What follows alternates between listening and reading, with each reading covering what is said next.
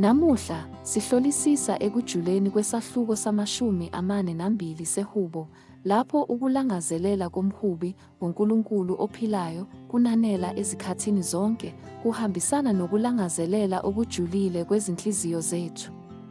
Njengoba sihlola ukubaluleka kwaleli vesi, masivule izinhliziyo zethu emandleni okuguqula ubukhona bukaNkulunkulu kanye nokwaneliseka okutholakala kuye kuphela.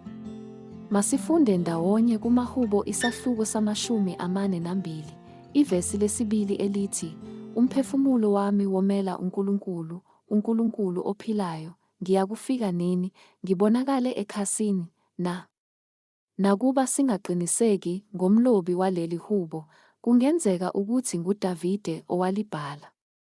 Kukholakala ukuthi wayiqamba ngesikhathi esinzima lapho engakwazi ukukhonza uNkulunkulu phambi kwabantu ngenxa yoshushiso lukaSawule noma ukuhlubuka kuka-Absalomu.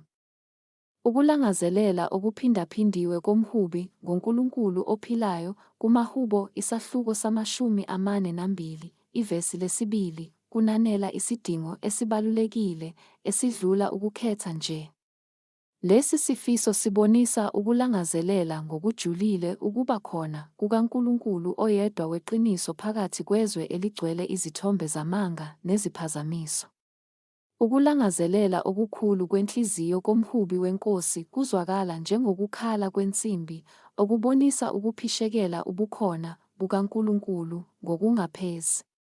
Umphefumulo owomele uJehova uyokwaneliswa ngamanzi akhe okuphila, avuselele inhliziyo ekhatheleyo. Njengoba siphikelela simfuna ngokuthobeka nangomoya omnene, sithola ukugcwaliseka emuseni wakhe ochichimayo nobukhona bakhe. Lokhu kulangazelela uNkulunkulu kudlulela ngalo kokucindezeleka okungokwenkolo, kuyisifiso esitholakala emhlabeni wonke esitholakala ezinhliziyweni zawo wonke umuntu. Kungakhathaliseki ukuthi ngezikhathi zokuphelelwa ithemba noma injabulo, yonke imiphefumulo yomela uNkulunkulu ophilayo. Ukubona kanye nokwamukela lokhu kulangazelela kwakha isisekelo sezibusiso zethu ezijulile. Ohambweni lwethu olusuka esimweni semvelo luye esimweni somusa futhi ekugcineni lufinyele esimweni senkazimulo, imiphefumulo yethu ihlale yomele uNkulunkulu. Lokhu kulangazelela, lapho kwamukelwe futhi kunikezwa, kuba umthombo wokuphila nesibusiso esiphelele. Kusiqhubezela ekuqondeni okujulile ngobukhona bakhe futhi kusiholela ekuhlanganyeleni naye. Masilalele ukukhala komhubi futhi samukele ukulangazelela kwethu uNkulunkulu ophilayo. Kwangathi singaqhubeka sifuna ubukhona bakhe, sazi ukuthi kuye yedwa imiphefumulo yethu iyothola ukwaneliseka kwangempela. Asikhuleke. Baba wasezulwini, siza phambi kwakho ngezinhliziyo zomele ubukhona bakho. Njengoba umhubi wakhala kuNkulunkulu ophilayo, nathi siyakulangazelela, umthombo wethu wokuphila nenjabulo. Sigcwalise ngamanzi akho aqabulayo, enelise ukulangazelela okujulile kwemiphefumulo yethu.